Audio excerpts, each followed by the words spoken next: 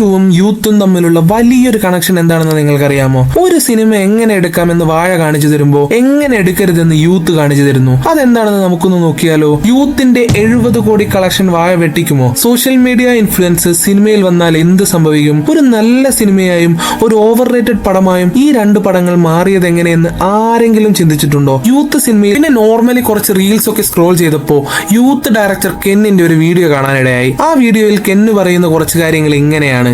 Youth movie എടുത്തത് അതുവരെ ഉണ്ടായിരുന്ന ക്ലീശേ സങ്കല്പങ്ങൾ ബ്രേക്ക് ചെയ്തുകൊണ്ടാണ്. അതുവരെ ആരും ചെയ്യാത്ത കാര്യങ്ങളാണ് യൂത്തിൽ ചെയ്തിട്ടുള്ളതെന്ന് കെൻ പറഞ്ഞു വെക്കുന്നു. Wait, what bro? ഡേ, നീ യൂത്തിനെ പറ്റി തന്നെയാണ് ഈ പറയുന്നത്? ഒരു നിമിഷം ഞാൻ ഞെട്ടി. വാഴ കണ്ട് ഹാങ് ഓവറിൽ ഇരിക്കുമ്പോ ഈ വീഡിയോ കണ്ടപ്പോൾ നല്ല ചിരിയാണ് വന്നത്. യൂത്ത് ഒരു ഫോഴ്സ്ഡ് ഫീൽ ഗുഡ് മൂവി ആയിരുന്നു. ഒരിക്കലും ഒരു സീനിൽ പോലും അതിൽ ഫീൽ ഗുഡ് ആയി എനിക്ക് ഫീൽ ചെയ്തിട്ടില്ല. ഓരോ സീനും അടുത്ത സീൻ അല്ലെങ്കിൽ ക്ലൈമാക്സിന് വേണ്ടി തട്ടിക്കൂട്ടി ഉണ്ടാക്കിയ ഒരു സിനിമ. അതിനാണ് അവർ ഫീൽ ഗുഡ് എന്റർടൈൻമെന്റ് എന്ന രീതിയിൽ പ്രൊമോട്ട് ചെയ്ത് PR ചെയ്ത് ഇത്രയും വിജയമാക്കിയത്. ഇപ്പോഴും ഇത്തരം സ്യൂഡോ ഫീൽ ഗുഡ് മൂവിയുടെ പൊള്ളത്തരങ്ങൾ പുറത്തു കാണിക്കാൻ ഏറ്റവും ബെസ്റ്റ് അതൊരു ട്രൂ ഫീൽ ഗുഡ് മൂവിയുമായി കമ്പയർ ചെയ്യുന്നതല്ലേ. അപ്പൊ തോന്നി ഈ രണ്ട് സിനിമകൾ ഒന്ന് കമ്പയർ ചെയ്താലോ എന്ന്. True feel good movie versus pseudo feel good movie. Spoiler alert, രണ്ട് പടവും തിയേറ്ററിൽ ഓടിക്കൊണ്ടിരിക്കുകയാണ്. സോ പടം കാണാത്തവർ ഉണ്ടെങ്കിൽ സിനിമ കണ്ടതിന് ശേഷം മാത്രം വീഡിയോ കാണുക. സോ നമുക്ക് വീഡിയോയിലേക്ക് പോകാം. രണ്ട് പടത്തിലെയും കുറച്ച് സിമിലാരിറ്റികളും കുറച്ച് അധികം ഡിഫറൻസുകളും എടുത്തു നോക്കാം. രണ്ട് സിനിമയുടെയും കോമൺ ആയിട്ടുള്ള ഒരു ഫാക്ടർ എന്ന് പറയുന്നത് കാസ്റ്റിംഗ് ആണ്. രണ്ട് ടീമും പടത്തിലെ മോസ്റ്റ് ആക്ടേഴ്സിനെയും ചൂസ് ചെയ്തിട്ടുള്ളത്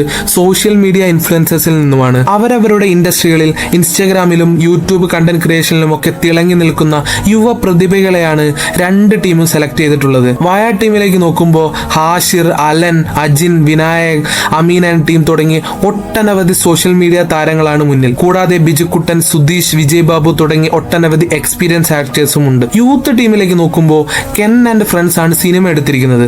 ആൻഡ് കൂടെ അഭിനയിച്ച ഫ്രണ്ട്സ്, വില്ലൻ തുടങ്ങി ഒട്ടനവധി റോളുകളും ചെയ്തിരിക്കുന്നത് സോഷ്യൽ മീഡിയയിൽ നിന്നുള്ള ആൾക്കാരാണ്. പക്ഷെ ഈ കാസ്റ്റിംഗ് സിനിമയിലേക്ക് വന്നപ്പോൾ കുറച്ച് ഡിഫറൻസ് എനിക്ക് ഫീൽ ചെയ്തു. വാഴയിൽ അവരുടെ natural acting maximum potential use ചെയ്യാൻ ടീം ശ്രമിച്ചിട്ടുണ്ട്. പക്ഷെ യൂത്ത് എടുത്തു നോക്കിയ ആക്ടേഴ്സിന്റെ നാച്ചുറൽ ആക്ടിങ്ങിന് പകരം ഓവർ ആക്ടിങ് ചെയ്യാനാണ് ഡയറക്ടർ ശ്രമിച്ചിട്ടുള്ളത്. സിനിമ കണ്ടവർക്ക് അത് വ്യക്തമായി മനസ്സിലാവും. വാഴയിലെ ക്യാരക്ടേഴ്സ് നമ്മളായിട്ടോ അടുത്തുള്ള പിള്ളേരെ പോലെയോ ഒക്കെ നമുക്ക് തോന്നുമ്പോൾ യൂത്തിലെ പിള്ളേരെ ഇതൊക്കെ എവിടത്തെ പിള്ളേരാ എന്നുള്ള തോട്ടിലേക്ക് നമ്മൾ എത്തിക്കുന്നു. അതായത് ഉത്തമ ഡീറ്റെയിൽ ആയിട്ട് പറഞ്ഞു തരാം. രണ്ട് പടത്തിനെയും കമ്പയർ ചെയ്യാൻ എനിക്ക് തോന്നിയ കുറച്ച് സിമിലാരിറ്റീസ് ഞാൻ ആദ്യം പറയാം. എന്നിട്ട് നമുക്ക് സിമിലാരിറ്റിയിൽ നിന്നും അവർ ചെയ്തു വെച്ചിരിക്കുന്ന ഡിഫറൻസിലേക്ക് നോക്കാം. രണ്ട് സിനിമയിലും സിനിമ നടക്കുന്നത് സ്കൂൾ കാലഘട്ടത്തിലാണ്. രണ്ടിലും സ്കൂൾ കാലഘട്ടത്തിൽ പ്രണയമുണ്ട്, ഫ്രണ്ട്ഷിപ്പ് ഉണ്ട്. രണ്ടിലും ഫാമിലിയിലെ ഇമോഷൻസ് കാണിക്കാൻ ശ്രമിച്ചിട്ടുണ്ട്. രണ്ടിലും പാരന്റിങ്ങിനെ പറ്റിയും ടീച്ചിങ്ങിനെ പറ്റിയും സ്കൂൾ ലൈഫിനെ പറ്റിയും ഒക്കെ പറയുന്നുണ്ട്. സോ രണ്ട് പടവും നടക്കുന്നത് ഒരേപോലെയാണ്. ബട്ട് എന്ത് സംഭവിച്ചെന്ന് വെച്ചാൽ ഒന്ന് വളരെ നല്ലൊരു സിനിമയും ഒന്ന് വളരെ മോശം സിനിമയുമായി മാറി. നമുക്ക് ഓരോ പ്ലോട്ടും ഡീറ്റെയിൽ ആയിട്ട് നോക്കാം. ആദ്യം തന്നെ നമുക്ക് പ്രണയം എടുത്തു നോക്കാം. യൂത്തിൽ കാണിച്ചിരിക്കുന്ന ഒരു പ്രണയമുണ്ട്. നായകൻ മാസായി കാണിക്കാൻ വേണ്ടി ചെയ്തിട്ടുള്ള എല്ലാ എലമെന്റ്സും അവിടെ ആഡ് ചെയ്തിട്ടുണ്ട്. പിന്നെ അവസാനം തനിക്ക് ഫാമിലിയാണ് ഇമ്പോർട്ടന്റ് എന്ന് പറയാൻ വേണ്ടിയിട്ട് നായികയെ അവിടെ ഒരു വില്ലിയാക്കി ചിത്രീകരിക്കാൻ ഡയറക്ടർ ശ്രമിച്ചു. കരിയർ ശ്രദ്ധിക്കാൻ പറഞ്ഞിരുന്ന നായിക വില്ലിയായി. നേരെ മറിച്ച് ഇത്രയും വൃത്തികേടൊക്കെ കാണിച്ചു നടന്നിരുന്ന നായകനെ മാസാക്കി കാണിക്കാൻ ഡയറക്ടർ ശ്രമിച്ചു. വാഴ 2ലും ഇതേപോലത്തെ സീനുകളൊക്കെ ഉണ്ട്. പക്ഷെ വളരെ മനോഹരമായാണ് ഈ സീൻ എടുത്തു വെച്ചിരിക്കുന്നത്. പഠിക്കാൻ പറ്റാത്ത, പാസ്സാവുമെന്ന് ഉറപ്പുപോലും ഇല്ലാത്ത നായകൻ നായികയോട് ഇവിടെ നിർത്താം എന്ന് പറയുന്ന ഒരു സീനുണ്ട്. അത്ര ഇഷ്ടമുള്ള ഒരാളോട് അവൾക്ക് തന്നേക്കാൾ നല്ലൊരു ചെക്കനെ കിട്ടുമെന്ന് ഹാഷിർ പറയുന്നു. ഇവിടെ നായിക വില്ലത്തി ആവുന്നില്ല.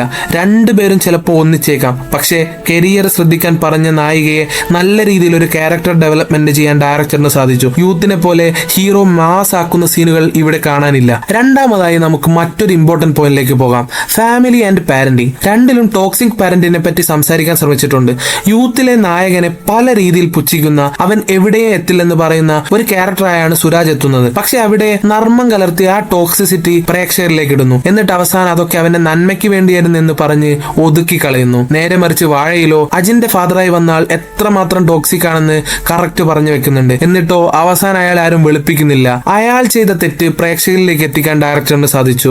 ആ ഇമോഷൻസ് നമുക്ക് കിട്ടി. യൂത്ത് ചെയ്ത പോലെ വെളുപ്പിച്ചിട്ടില്ല, വൈറ്റ് വാഷും ചെയ്തിട്ടില്ല. അടുത്തതായി നമുക്ക് അധ്യാപകരെ സിനിമയിൽ കാണിച്ചൊന്ന് നോക്കിയാലോ. യൂത്തിലെ ടീച്ചേഴ്സ്മാരൊക്കെ പിള്ളേരെ പല രീതിയിൽ ബുദ്ധിമുട്ടിക്കുന്നതൊക്കെ കാണിക്കുന്നുണ്ട്. പിന്നെ അവസാനം എല്ലാം നായകന്റെ കരിയറിന് വേണ്ടിയാണെന്ന സന്ദേശം നൽകി പടം അവസാനിപ്പിക്കുന്നു. വാഴ 2ൽ അധ്യാപകനായി അവതരിപ്പിച്ച വിജയ് ബാബു പല വിദ്യാർത്ഥികളുടെയും പേടി സ്വപ്നമായിരുന്നു. പലർക്കും ആ ക്യാരക്ടർ റിലേറ്റ് ചെയ്യാൻ പറ്റുന്നുണ്ടാവും. അത്രയും ടോക്സിക് ആയ അധ്യാപകർ മുൻപും ഉണ്ടായിട്ടുണ്ട്. അത് കൃത്യമായി സിനിമയിൽ കാണിച്ചു. ആൻഡ് ടോക്സിക് ടീച്ചിങ്ങിന്റെ എല്ലാ കാര്യങ്ങളും കാര്യങ്ങളും സിനിമയിൽ കാണിച്ചിരുന്നു. കുട്ടികളെ എങ്ങനെ പഠിപ്പിക്കണമെന്നും ഡ്രഗ് യൂസ് എങ്ങനെ ശരിയാക്കാമെന്നും ഒക്കെ കൃത്യമായി സിനിമയിൽ കാണിച്ചിരുന്നുണ്ട്. അൽഫോൺസ് പുത്രൻ അവതരിപ്പിച്ച പോലീസ് കഥാപാത്രം വളരെ മനോഹരമായി ഇത് അവതരിപ്പിച്ചിട്ടുണ്ട്. ആൻഡ് അൽഫോൺസ് പറഞ്ഞു കൊടുക്കുന്ന ഉപദേശം ഹാഷിർ പിന്നെ അവന്റെ അനിയനോട് പറഞ്ഞു കൊടുക്കുന്ന സീനൊക്കെ വളരെ മനോഹരമായിരുന്നു. കാണുന്ന പ്രേക്ഷകർക്ക് ഡ്രഗിനെതിരെ എന്തെങ്കിലുമൊക്കെ തോന്നിയിട്ടുണ്ടെങ്കിൽ അവിടെയാണ് ഡയറക്ടറിന്റെ വിജയം. അതുപോലെ തന്നെ അജു വർഗീസ് അവതരിപ്പിച്ച അധ്യാപകന്റെ റോളും മനോഹരമായിരുന്നു. എല്ലാ സ്കൂളിലും ഇങ്ങനെ പല ടൈപ്പ് അധ്യാപകർ ഉണ്ടാവും. കുറെ പേർക്ക് റിലേറ്റ് ചെയ്യാൻ പറ്റുന്ന രീതിയിലാണ്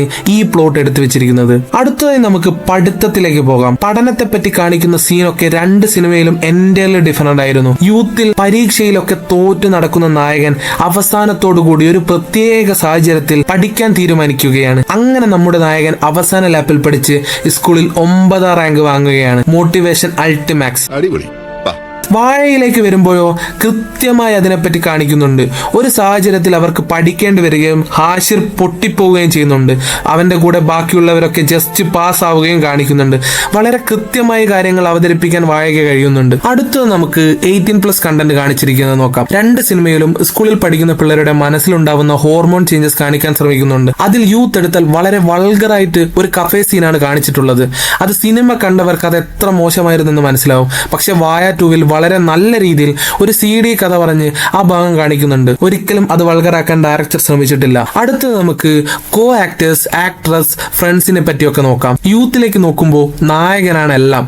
കൂടെ നടക്കാൻ 3 നായികമാരും മാസ് കാണിക്കാൻ കുറച്ച് ഫൈറ്റ്സും ഒക്കെ ആയി കൂടെയുള്ളവരെയൊക്കെ സൈഡാക്കി കളയുന്നുണ്ട്. നായികയുടെ ക്യാരക്ടേഴ്സ് ഒക്കെ വളരെ ഫോഴ്സ്ഡ് ആയിരുന്നു. പ്രത്യേകിച്ച് ഒരു ക്യാരക്ടർ ഡെവലപ്മെന്റും ഇല്ലാതെ നായകന്റെ പുറകെ നടക്കാൻ വേണ്ടി ഇറക്കിയ 3 പേർ. വാഴയിലേക്ക് വരുമ്പോൾ കൃത്യമായി ഓരോ ആൾക്കും ഇമ്പോർട്ടന്റ് റോൾസ് ഉണ്ടായിരുന്നു. ഹാഷിർ, അലൻ, വിനായകൻ, അജിൻ തുടങ്ങി എല്ലാവർക്കും കൃത്യമായ ക്യാരക്ടർ ഡെവലപ്മെന്റ് ഉണ്ട്. ഇത്രമേൽ എല്ലാവരെയും ഇഷ്ടപ്പെട്ടു. അതുപോലെ നടിമാരൊക്കെ സിനിമയ്ക്ക് വേണ്ടി ഉള്ളതായിരുന്നു.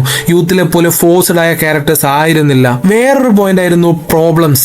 സ്കൂൾ കാലഘട്ടത്തിൽ പല രീതിയിലുള്ള പ്രോബ്ലം സ്കൂളിലെ പിള്ളേർ കടന്നുപോകും. അത് രണ്ടും സിനിമയിൽ കാണിക്കുന്നുണ്ട്. ബട്ട് യൂത്തിൽ എല്ലാ പ്രോബ്ലംസും വളരെ ഫോഴ്സ്ഡ് ആയിരുന്നു. ക്ലൈമാക്സ് എങ്ങനെയായിരിക്കണം എന്ന് ആദ്യം ഫിക്സ് ചെയ്ത് അതിനനുസരിച്ച് ഉണ്ടാക്കുന്ന പ്രോബ്ലംസ് ആയിരുന്നു എല്ലാം. പക്ഷെ വാഴയിൽ അങ്ങനെ ആയിരുന്നില്ല. വളരെ ഭംഗിയായി കുട്ടികൾക്കും ഫാമിലിക്കും സംഭവിക്കുന്ന കാര്യങ്ങൾ ചിത്രീകരിച്ചു. ഒരു സ്കൂൾ കാലഘട്ട സിനിമ എങ്ങനെ ഭംഗിയെ എടുക്കാമെന്നും എങ്ങനെ എടുക്കരുതെന്നും രണ്ട് സിനിമയും വ്യക്തമാക്കുന്നു. ഫസ്റ്റ് ഹാഫിലെ കുറെ കോമഡികൾക്ക് ശേഷം കൃത്യമായ പ്ലോട്ട് ചേഞ്ച് സെക്കൻഡ് ഹാഫിൽ വാഴയ്ക്ക് സംഭവിക്കുന്നുണ്ട്. വളരെ ഇമോഷണലായി ഓരോ പ്രേക്ഷകരെയും ഒരു തുള്ളി കണ്ണുനീരെങ്കിലും ഉണ്ടാക്കാൻ ഡയറക്ടറിനും ആക്ടറിനും റൈറ്ററിനും സാധിക്കുന്നുണ്ട്. ക്യാരക്ടർ ഡെപ്തിന്റെ കാര്യത്തിൽ ഹാഷിർ ആൻഡ് ടീം നമ്മളെ ഞെട്ടിച്ചു കളഞ്ഞു. കോമഡി ചെയ്യാൻ മാത്രം അറിയാമെന്ന് പറഞ്ഞവരുടെ മുന്നിൽ ക്ലൈമാക്സിൽ അവരുടെ ആക്ടിങ് ഹൈ ലെവലായിരുന്നു. എല്ലാ സിനിമകൾക്കും സോഷ്യലി കുറെ റെസ്പോൺസിബിലിറ്റി ഉണ്ട്. പല രീതിയിലും ആൾക്കാരെ, പ്രത്യേകിച്ച് സ്കൂൾ കാലഘട്ടത്തിലെ പിള്ളേരെ ഇൻഫ്ലുവൻസ് ആക്കപ്പെട്ടേക്കാം. ആ കാര്യത്തിൽ വളരെ മോശമായാണ് യൂത്ത് അവതരിപ്പിച്ചത്. അതിപ്പോ പ്രണയമായി കഴിഞ്ഞാലും പാരന്റിങ് ആയാലും ടീച്ചിങ് ആയാലും.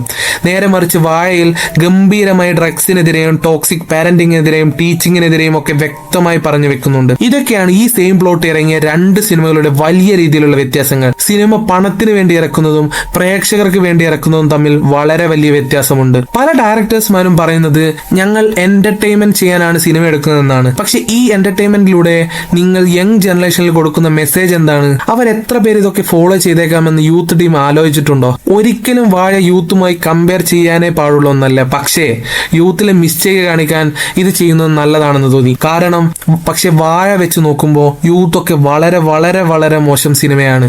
വാഴ ഒരു നല്ല സിനിമ എങ്ങനെ ആവണമെന്ന് കാണിച്ചിരുന്നു. യൂത്ത് അതൊരു സിനിമ എങ്ങനെ ആവരുതെന്ന് കാണിച്ചു തരുന്നു. Especially in terms of social impact. പിന്നെ അവസാനമായി കളക്ഷനെ പറ്റി പറയുമ്പോൾ വാഴ ഫസ്റ്റ് വീക്കെൻഡിൽ 60 കോടിയോളമാണ് കളക്ട് ചെയ്തിട്ടുള്ളത്. കളക്ഷന്റെ പോക്ക് കണ്ടിട്ട് ഒരു പുതിയ ഇൻഡസ്ട്രി ഹിറ്റ് മണക്കുന്നുണ്ട്. തുടരും വന്ന് ഇൻഡസ്ട്രി ഹിറ്റ് അടിച്ചു. പിന്നെ നമ്മൾ വിചാരിച്ചത് ഈ അടുത്തൊന്നും ഇതാരും ബ്രേക്ക് ചെയ്യില്ലെന്നാണ്. പക്ഷെ മാസങ്ങൾക്ക് ശേഷം ലോക വന്നു, വീണ്ടും ഇൻഡസ്ട്രി ഹിറ്റ് അടിച്ചു. ഇപ്പോഴിതാ പുതിയ പിള്ളേർ വന്ന് ഇൻഡസ്ട്രി ഹിറ്റ് അടിക്കാൻ പോകുന്നു. ഇതൊക്കെ മലയാള ഇൻഡസ്ട്രിയിൽ മാത്രം കാണാൻ പറ്റുന്ന ഒരു കാഴ്ചയാണ്. ഇവിടെ കണ്ടന്റിനാണ് പ്രാധാന്യം. ഏത് തരത്തിലുള്ള സിനിമയായാലും കണ്ടന്റ് ഉണ്ടെങ്കിൽ ഏത് സ്റ്റാർ ആയി കഴിഞ്ഞാലും പടം കൊളുത്തും. പുതിയ ചരിത്രങ്ങൾ പിറന്നുകൊണ്ടേയിരിക്കും. ഇനി വരാൻ പോകുന്ന പാട്രിയറ്റ്, ദൃശ്യം 3 ഒക്കെ ഈ ചരിത്രം തിരുത്തുമെന്ന് നമുക്ക് പ്രതീക്ഷിക്കാം. നിങ്ങൾക്ക് എന്താണ് തോന്നുന്നത്? നിങ്ങൾ ഈ രണ്ട് സിനിമ കണ്ടിട്ടുണ്ടോ? രണ്ട് സിനിമയും കഥകളെ പറ്റിയുള്ള നിങ്ങളുടെ അഭിപ്രായം എന്താണ്? കമന്റ് ചെയ്യൂ. ചാനലിലെ കണ്ടന്റ് ഇഷ്ടമായാൽ ലൈക്ക് ചെയ്യൂ, സബ്സ്ക്രൈബ് ചെയ്യൂ. വി ആർ ഹേസന. അടുത്ത വീഡിയോയിൽ കാണാം. Signing off. ബൈ.